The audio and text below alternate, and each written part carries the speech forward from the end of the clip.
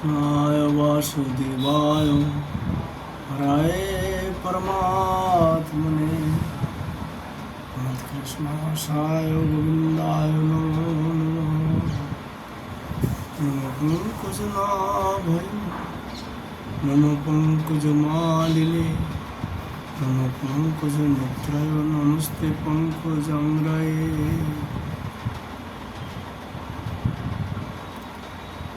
आज আমরা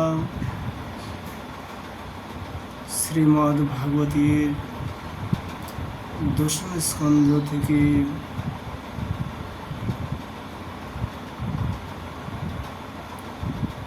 বেণুগীত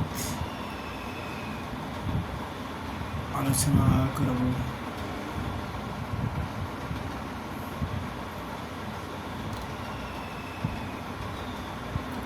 শ্রী সুখদেব বললেন, ইত্থং সরস্বচ্ছ জলং পদ্ম গৌরব সুগন্ধিনা না বিশদ বায়ুনা বাতং সগ গোপাল অচ্যুত।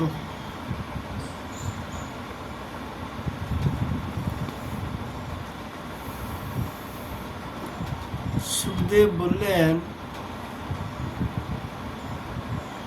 পরীক্ষিত, এইরকম শরৎকালে একদিন ভগবান অচ্যুত গোধন এবং গোকুণ্ড সহ একটি বনে প্রবেশ করলেন। শরতের প্রভাবে সেখানের জল ছিল স্বচ্ছ পদ্মশান্ত। জলাশয়ের উপর দিয়ে বয়ে আসা মৃদু মন্দ বায়ুর সুগন্ধে সমগ্র বনটি ছিল আবাদিত। বনের গাছে গাছে ফুটেছিল বহু ধরনের ফুল, আর সেগুলির উপরে গুঞ্জন করেছিল অসংখ্য মত্ত ভ্রমর। দলে দলে পাখিরা তাদের বিচিত্র কলরবে সেখানকার সরোবর নদী পর্বত সবকিছুই মুখরিত করে রেখেছিল। মধুপতি শ্রীকৃষ্ণ গোপালক গান তথা শ্রী বলরামের সঙ্গে সেই বনের গহনে পুষ্ট হয়ে গোচারণ করতে করতে নিজের বাঁশিতে মধুর তান তুললেন। বংশীধারীর সেই বংশীধ্বনি তার প্রতি প্রেমের জাগরণ ঘটায়। তার মিলন আকাঙ্ক্ষায় আকুল করে তুলে সেই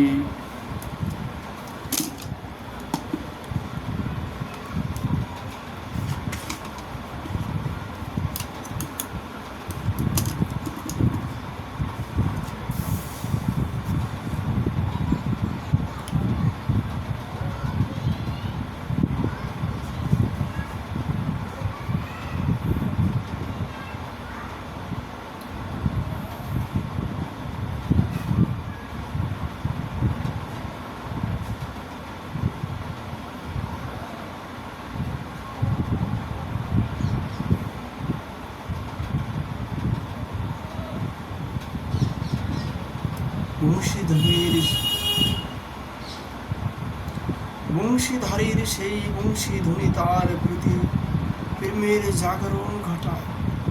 তার মিলন আকাঙ্ক্ষা আকুল করে তুলে চিত্ত।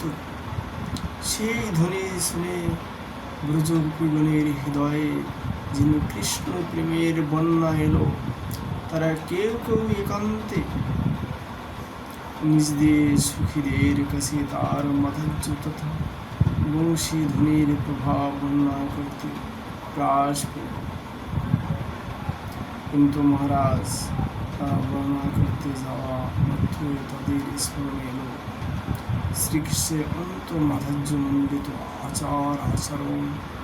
ভগবানের তীব্র মিলনাকাঙ্ক্ষায় ব্যাকুল হওয়ায় তাদের মনও তাদের বসে রইল না।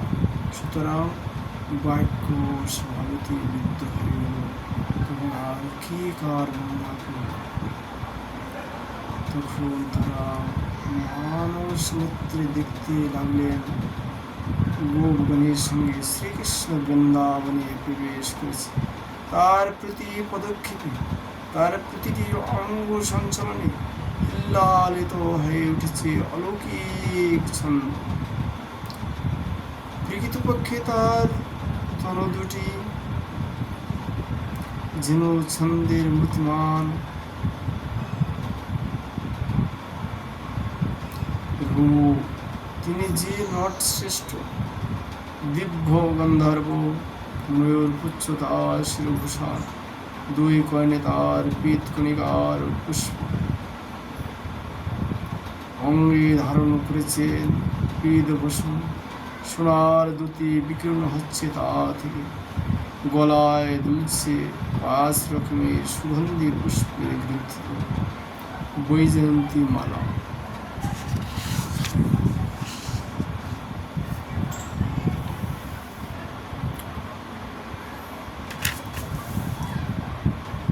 মুরলী রন্দে রন্দে ভরে দিচ্ছে নিজ অধুর সুধা,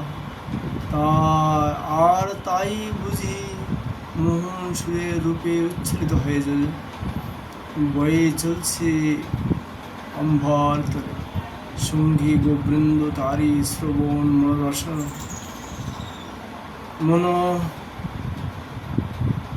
রসনায়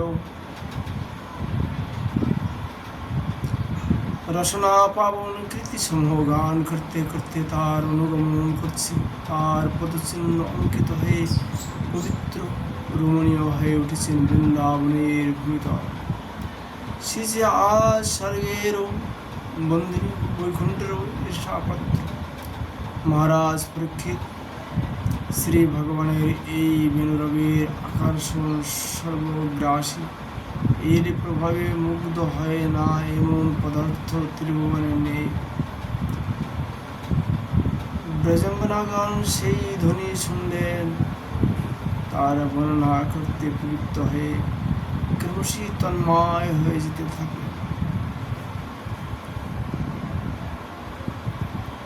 তাদের মনের মধ্যে উদয় হলেন সেই মোহন বংশীবাদক।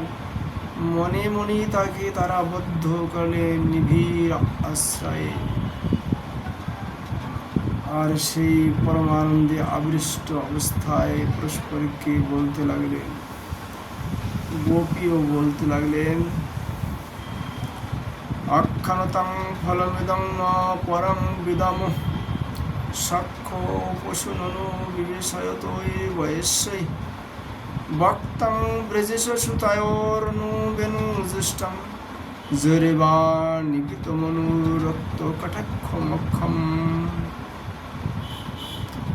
গোপীগণ বলতে লাগলেন, দেখো সখীরা, যাদের চোখ আছে তাদের সেই চোখ থাকার তথা জীবনের সফলতা তো এই, আর এছাড়া অন্য কিছু হতে পারে বলেও আমরা মনে করি না।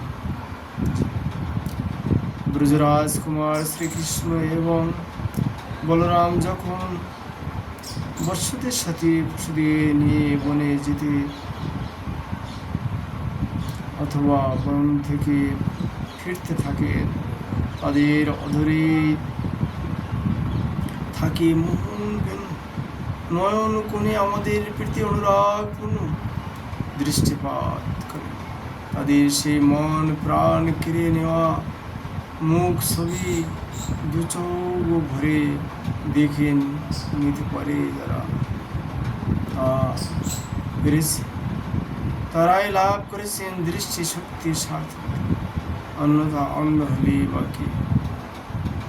তাদের বেশভূষা দেখেছিস তোরা, নতুন আম্রপল্লব, ময়ূর পুচ্ছ, কত রকমের গুচ্ছ গুচ্ছ ফুল, পদ্ম, কুমুদ, এই সবই তো তাদের মালার উপকরণ। সেই মালা লগ্ন হয়ে রয়েছে একজনের শ্যামল শরীরের পীতাম্বরে, আরেকজনের গোর দেহে আবরণ সুনীল বস্ত্রে কি বিচিত্র সাজ আর কি বিচিত্র তার শোভা। গো বালকদের দলে মধ্যে মনি হয়ে বিরাজ করে। কখনো কোনো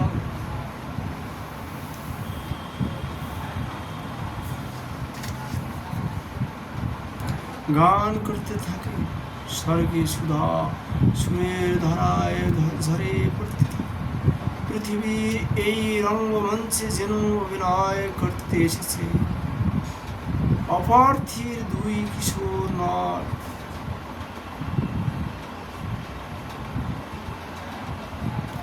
এ বংশী না জানি কোন মহাপুণ্য করে এসেছে, যার ফলে সে আমাদের গোপিকাদেরই যাতে একমাত্র অধিকার সেই দামোদরের অধুসুদা এমনভাবে নিজে পান করে নিচ্ছে যে আমাদের জন্য আর বুঝি এক বিন্দু রস অবশিষ্ট থাকবে না।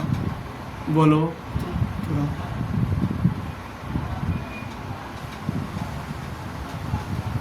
তোরাও তো গোপী, এ দুঃখ রাখি কোথায়? আর এদিকে দেখো বংশে ভগবত ভক্ত সুপুত্র জন্মালে যেমন মাতা পিতা তথা কুলবিদ্যদের আনন্দের সীমা থাকে, সেই এই বেনুর গৌরবে তেমনি এর মাতৃস্থানীয় পুণ্য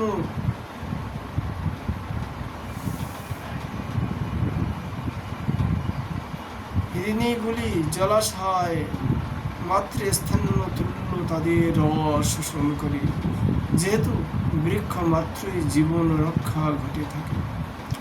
পদ্ম ফুল ফোটানোর ছেলে রোমাঞ্চিত দেহ হয়ে উঠেছে, আর বৃক্ষরাজি অন্তর্ভুক্ত হিসাবে জ্ঞাতি সম্পর্ক গণনায় শ্রদ্ধ কুলবিদ্য স্বরূপ অনন্য বৃক্ষরাও মধুধারা বর্ষণের ছেলে আনন্দ অস্ত্র মোচন করছে।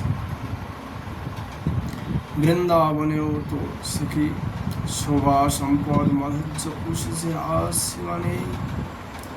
দেবকী নন্দনী চরণ কমলের স্পর্শে সমগ্র রূপিণী লক্ষ্মীর নিবাস স্থান হয়ে সর্বমঙ্গল সর্বসৌন্দর্যের লীলাভূমিতে পরিণত হয়েছে সে।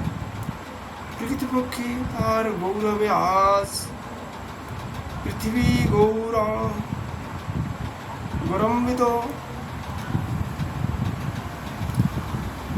ভুলুকের যশ আসক্ত লোকে বিস্তৃত হয়ে গেছে বৃন্দাবনের কল্যাণে। আর তোরা দেখছিস সেই দৃশ্য, শ্রী গোবিন্দ যখন বেনুতে তান তোলেন, ময়ূররা মত্ত হয়ে তার তালে তালে নাচতে থাকে, তখন অন্য সমস্ত প্রাণী তাদের স্বাভাবিক ক্রিয়াকর্ম ছেড়ে পর্বতের সারদেশে কেমন স্থির হয়ে থাকে। অমিনে শেষে থাকেন সেই দিকে, কি দেখে না তারা? ময়ূররা নিত্য নাকি যে কৃষ্ণ মেঘের বেনুনাদে ময়ূরেরা মত্ত হয়ে থাকে, নাকি স্তব্ধ হয়ে শোনে জগৎ সংসার কর্তব্য সব ভোলানো সেই কর্মনাশাবাসীর সুর। বৃন্দাবনে তো এসবই এখন স্বাভাবিক ঘটনা, কিন্তু বলো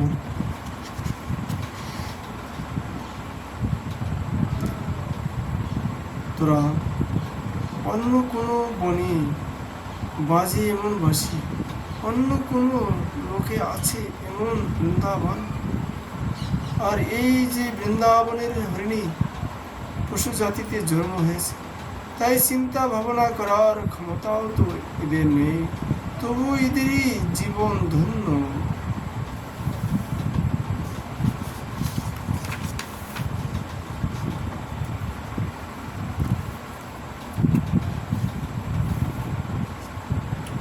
আমাদের সেই মনোহরণ যখন তার শ্যামল সুন্দর দেহে বিচিত্র বেশ ধারণ করে অলৌকিক সুরের জাল বিস্তার করে তার বেনুতে, তখন এই হরিণেরা তাদের নিজেদের সাথী কৃষ্ণসার মৃগদের সঙ্গে নিয়ে এসে তাদের বিশাল সরল আখি শ্রীনন্দনন্দনের দিকে নিবদ্ধ করে নিশ্চলভাবে অবস্থান করে তাদের সেই দৃষ্টিতে ঝরে পড়ে তাদের অনুরাগ নিজেদের সেই আতুল ছবি উৎসর্গ করায় আকুতি কেমন নিঃশব্দে অথচ কত নিশ্চিত ভাবে না তাদের প্রেমের পূজা নিবেদিত যথাস্থানে যথাযথ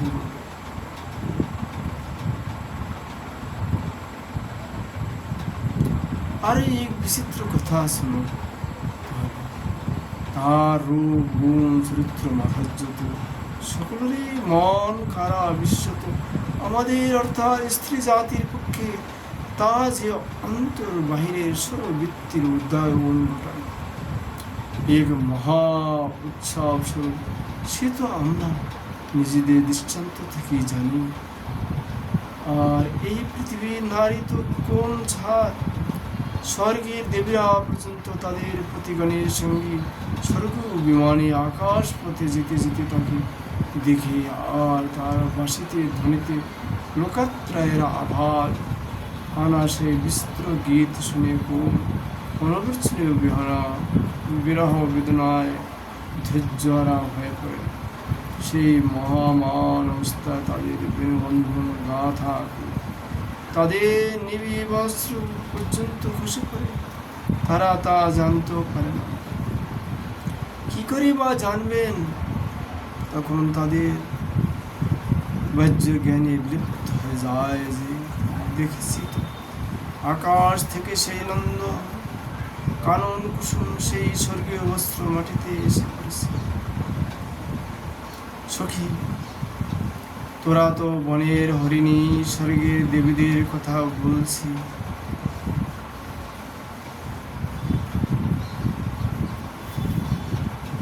কিন্তু আমাদের ব্রজের গাভীদের কি দশা হয় তা দেখেছিস? যখন তারা শ্রীমুখ থেকে বেণুর মাধ্যমে গীত সুধার ধারা প্রবাহিত হতে থাকে, তখন গাভীরা তাদের কর্ণকুটে নিঃশেষে তা ভরে নেওয়ার জন্য ঊর্ধ্বকর্ণ হয়ে স্থিরভাবে দাঁড়িয়ে থাকে, যেন শ্রবণ পথে সে অমৃত রস আস্বাদন করে তারা আবিষ্ট হয়ে গেছে। আরও দেখেছিস সেই সময় তাদের চোখের কোণে জল ছলছল করে কেন বলতো? আসলে তারা নয়ন দ্বারা ভিতর দিয়ে তাদের প্রিয় গোবিন্দকে মনের মধ্যে সমাসীন করে অন্তরে অন্তরে তার স্পর্শকে নিমগ্ন হয়ে যায়। সে আনন্দই বহি প্রকাশ ঘটে অশ্রুরূপে।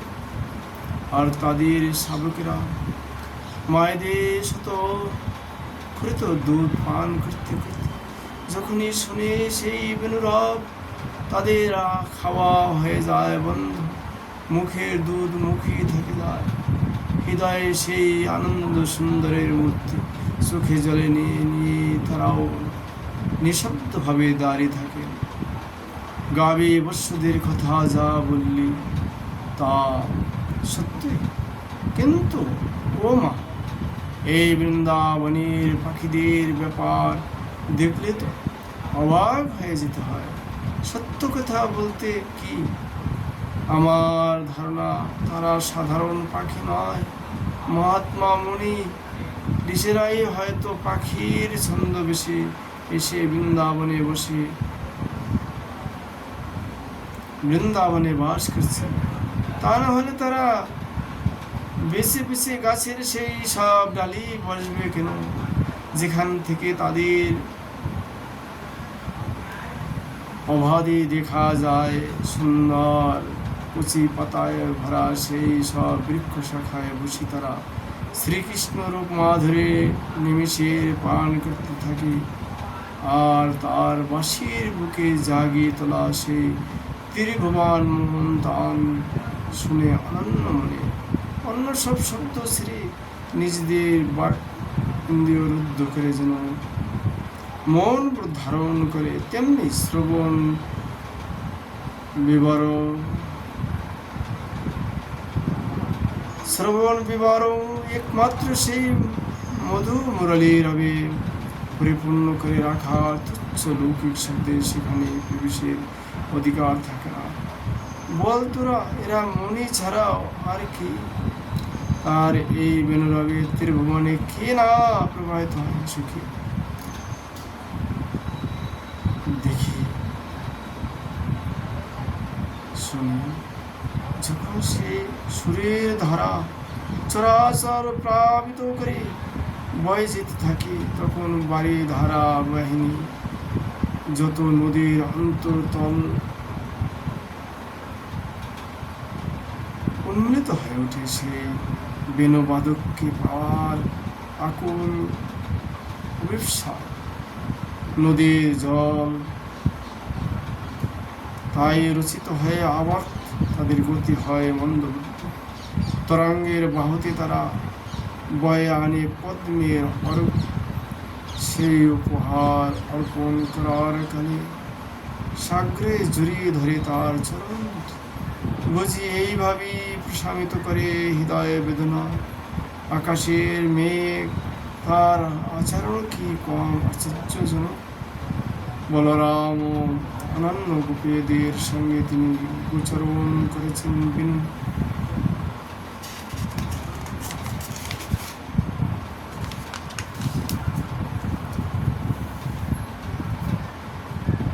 বাজাচ্ছেন রোদে রোদে ঘুরে, তাই দেখি আমাদের ঘনশ্যামের বন্ধু শ্যামবর্ণ ঘন, তার মাথার উপর দিত হয় প্রীতিরস।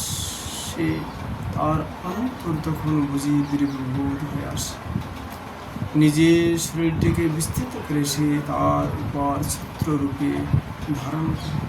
শুধু তাই নয়, অতি সূক্ষ্ম জলকণার পুষ্পবৃষ্টির ছেলে নিজের প্রেমের অঞ্জলি নিবেদন করে সে তার ছিল কৃষ্ণ প্রেমী পাগলনী।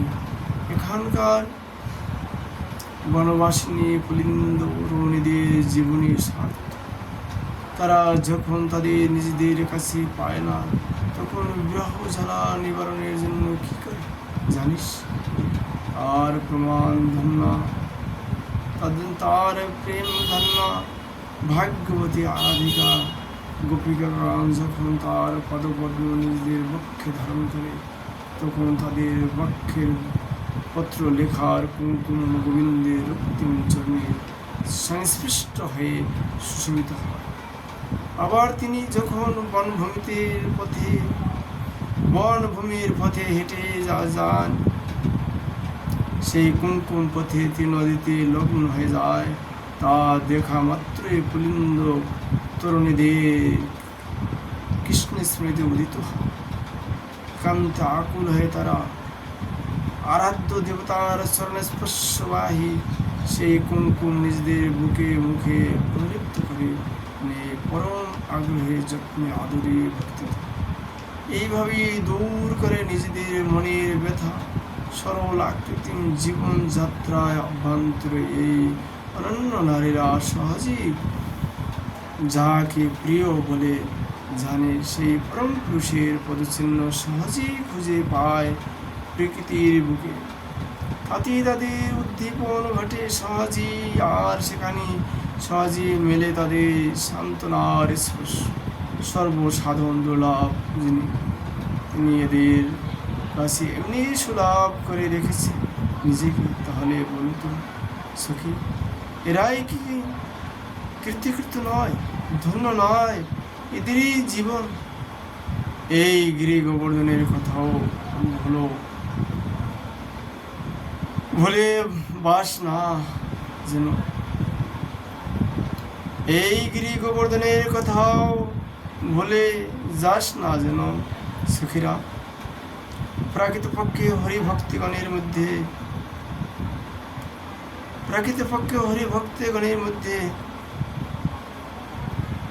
একে শ্রেষ্ঠ বললেও ভুল হয় না। বলরাম এবং কৃষ্ণ চরণস্পর্শে সৌভাগ্যিনী মনে হয় হর্ষমগ্ন হয়ে আছে। সর্বাঙ্গে তিনোদ্গমের ছলে এর রোমাঞ্চে প্রকাশিত হচ্ছে।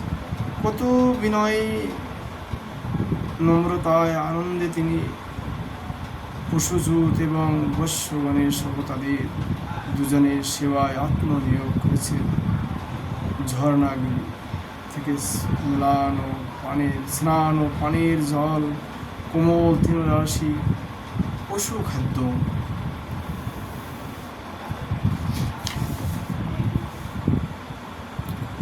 বিশ্রামের জন্য প্রশস্ত গুহাশয় এবং আহারের জন্য কন্দ, মূল, ফল ইত্যাদি সম্ভার প্রতিদিন নিবেদন করেছেন। তাদের উপযোগের জন্য নিঃশব্দ নীরব এই মহান সেবাবৃত্তির জন্য কোনো প্রশংসাই কি যথেষ্ট? সখীরা একবার সেই বিচিত্র দৃশ্যটি কল্পনা করে মনে মনে শ্যামল গৌরতনু সেই দুই কিশোর বন থেকে মনে চড়িয়ে ফিরছেন। গরুর সঙ্গে তাদের রাখাল বালকের দল, মাথায় তাদের জড়ানো আছে নির্জন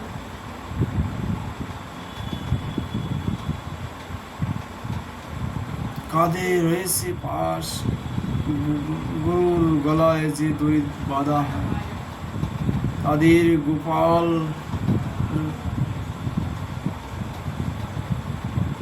পরিচয়বাহী অনুভূষণ বাঁশিতে তুলছেন ধ্বনি। সে কি আকাশ পাতাল আকুল করা গভীর নাদ, সে কি মৃদু গুঞ্জরণী, হৃদয় ভরা মধু সরস মন তার। বলতে পারি না, শুধু এই জানি সেই ধ্বনিতে সচল যত দেহধারীদের করে তুলে নিশ্চয়। অচল যত তরুণ দেহ জাগে পুলো, আমাদের অন্তর্চক্ষুতে মুদ্রিত থাকে এই ছবি। আমাদের শিরায় শিরায় বাঁচতে থাকুক সেই পরীক্ষিত।